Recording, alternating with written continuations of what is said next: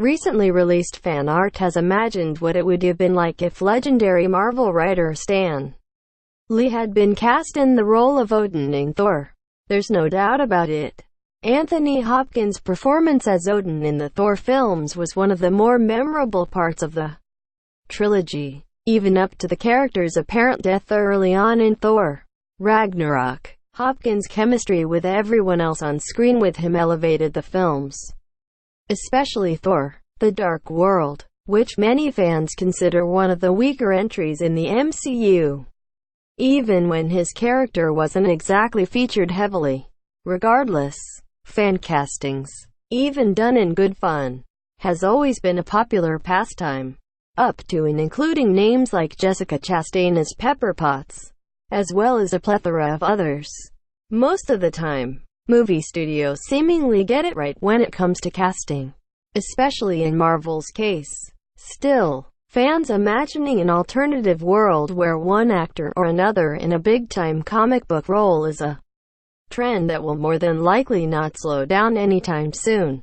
That trend continues with one fan who has imagined what Lee would be like as Odin himself.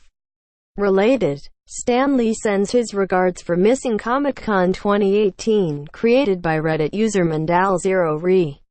A new fan edit has recast the role of Thor and Loki's father Odin for none other than Marvel's legendary writer, as well as creator or co-creator of many famous Marvel characters, Stan Lee. The image sees Lee with a full-on beard and long hair, much like Hopkins and the comic counterpart, as well as wielding the spear Gungnir. Check out the full image below. Looking at the image, it's certainly easy to imagine an alternate reality where Lee was cast in the role of Odin instead of Hopkins. It would have been fitting as well for Lee to inhabit a father figure role, when taken into account his legendary status as the father of several extremely popular Marvel characters. Still, it's clear that Mandal0re's intent with the image was simply to have some fun and imagine what a Lee would have looked like as a character as fitting as Odin.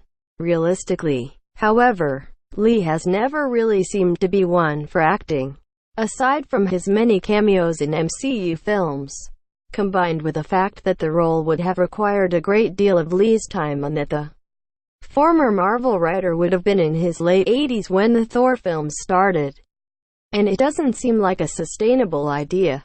Either way, fans can still have fun imagining another world where Lee was the MCU's Odin. Source: Mandal0re tags Thor.